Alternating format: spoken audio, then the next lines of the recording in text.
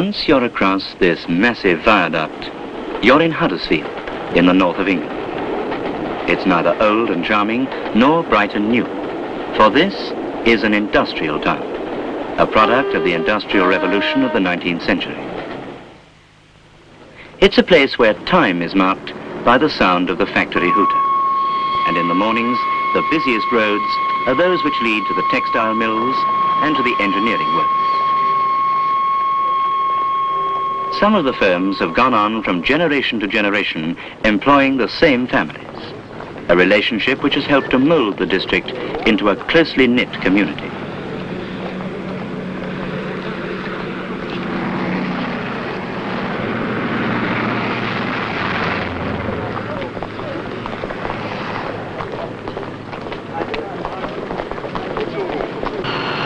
Women have always worked in the textile mills, and millions of yards of fine woolen fabrics have gone streaming out of their hands to almost every part of the world.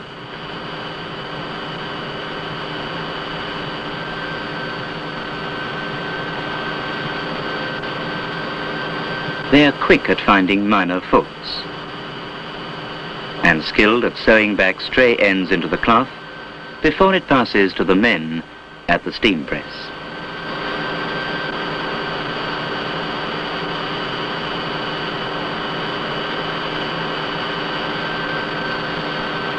Soon, this material will be on its way to places as far apart as Philadelphia, Montreal,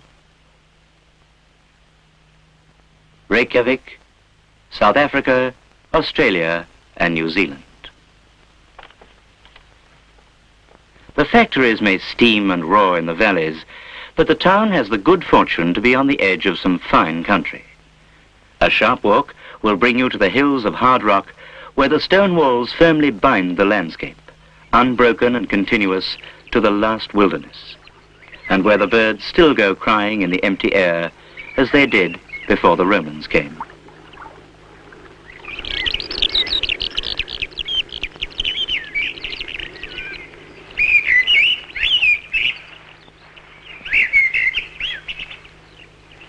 Only coarse grass, which sheep can feed on, can grow on these hills. This country is rich in springs and streams, and you're scarcely ever out of sound of falling water. The water is free from lime, wonderfully soft, good for washing wool and dyeing it. So the people in this region began to weave cloth for sale, first of all in their own homes. Through the long upper windows could be heard the thud of the treadles and the clack of the shuttle, the sound of the weaver at his loom. Plenty of water, plenty of power. And so factories sprang up, and trade flourished. With the coming of steam power, factories moved to the towns.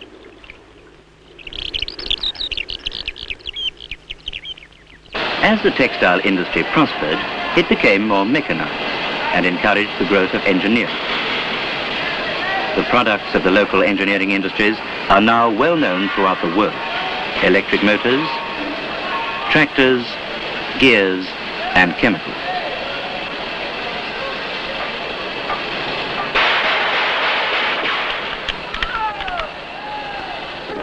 Having many kinds of industries has meant plenty of jobs. Oh yes, the people of Huddersfield are shrewd, hard-working and fiercely independent, but they have a natural gaiety and a zest for pleasure. Today their way of life is gradually changing. The rows of little back-to-back houses and narrow streets are giving way to modern blocks of flats and new housing estates. Of course, industry is still a grimy business, but the strict control of heavy smoke from factory chimneys is helping towards cleaner and brighter surroundings. And there's a sparkle and laughter in the eyes of children at play.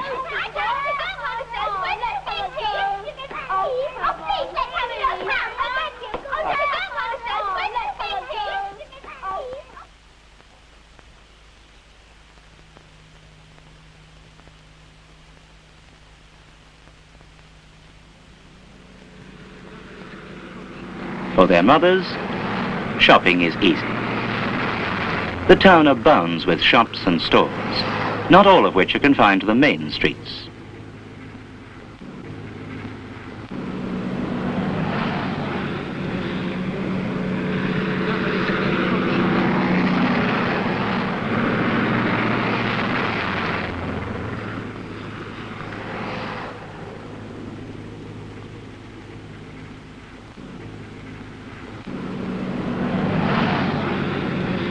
Take a side turning almost anywhere off the main road, and it's almost bound to bring you to the market.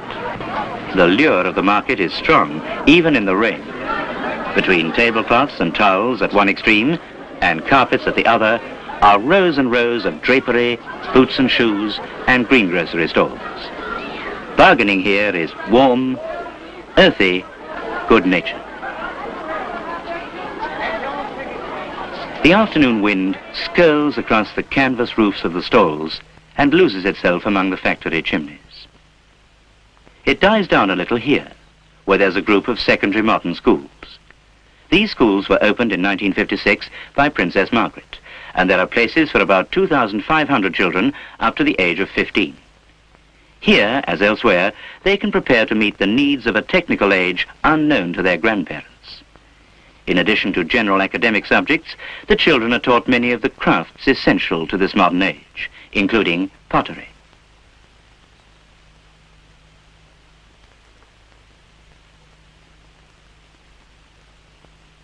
These are some examples of the work produced by the pottery class. Later education is provided at the Huddersfield College of Technology. This is one of the largest institutions for further education outside London.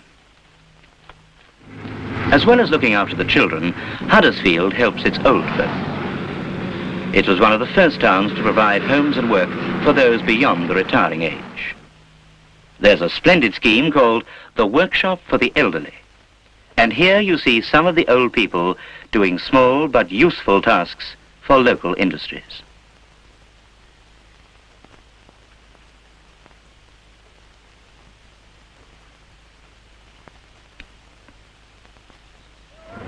Evening papers, and time for home. Home is not very far away, for Huddersfield is not a big, sprawling town like London, for example. In less than half an hour, a worker can walk again on home ground and leave behind the bustle of industry for the quiet of his private world of suburban houses and gardens and a meal with the family. And then the evening begins, with a fast set of tennis perhaps, or a quiet game of bowls.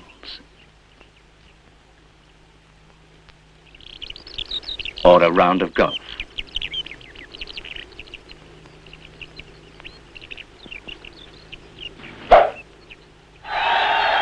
For many, there's nothing better than watching a game played by the Huddersfield Town Football Club on their home ground.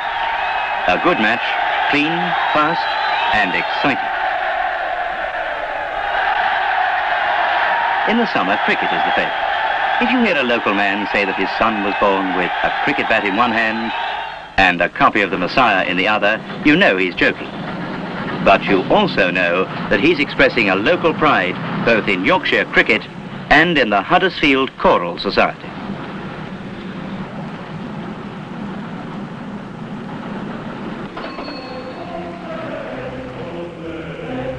The choir, which is known and admired throughout the world of music, has been in existence for over 100 years, a proud record, proudly expressed in this magnificent singing of Handel's Messiah.